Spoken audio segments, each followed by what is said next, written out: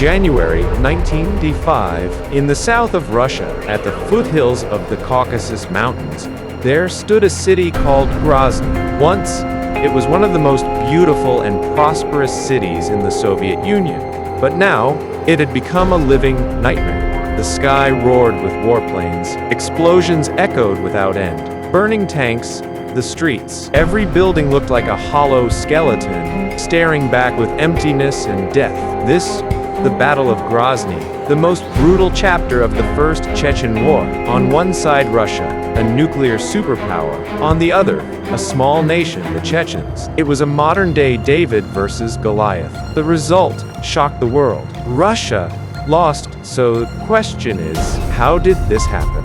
The Chechens call them Nokchi. Their society is built on clans, known as tapes. Loyalty to family and clan comes before everything else, even the state. In their culture, honor, freedom, and revenge are worth more itself. The conflict began in the 18th century when Russia tried to expand into the Caucasus. This to a long and brutal war, the Caucasian War, from 1817 to 1864. Under the leadership of Imam Shamil, the Chechens fought back using guerrilla tactics. Even though Russia eventually won, they could never break the Chechen spirit. In 1944, under Stalin, the entire Chechen population was deported, men and children, forced onto trains and sent to exile. Thousands died along the way. This trauma left a deep scar, one that would future. In 1991, the Soviet Union collapsed. Chechnya declared independence. Russia refused to accept it. In 1994, war began. Russian tanks rolled into Grozny. The Chechens turned the city into a deadly trap. Using guerrilla warfare and RPG attacks, they destroyed armored columns one by one. By 1996, Russia was to withdraw, but independence bring peace. Chechnya into chaos, crime, kidnappings, and internal conflict. In this instability, extremist ideologies began to rise. Foreign fighters, and the conflict started to change.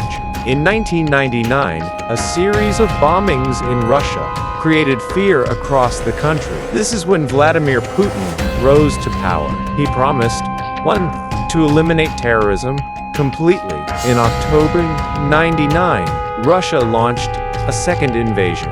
This time, they were more prepared and far more ruthless. Heavy bombing turned cities into ruins before ground forces even moved in. By early 2000, Grozny was under Russian control again.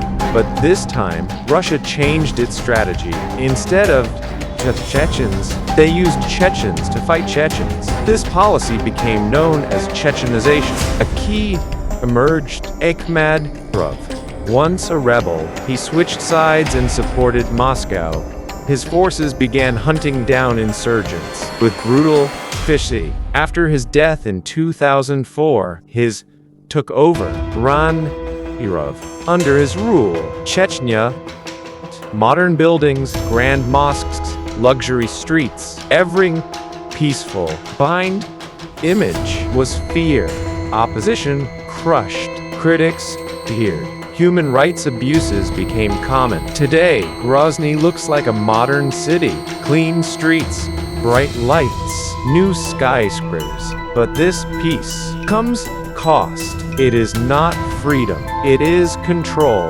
The story of Chechnya is not just about war. It is about a people who refused to give our identity. A powerful state determined to maintain control at any cost. Today is quiet, but not truly free. Because history is one thing you can a nation, but you can never fully erase its desire for freedom.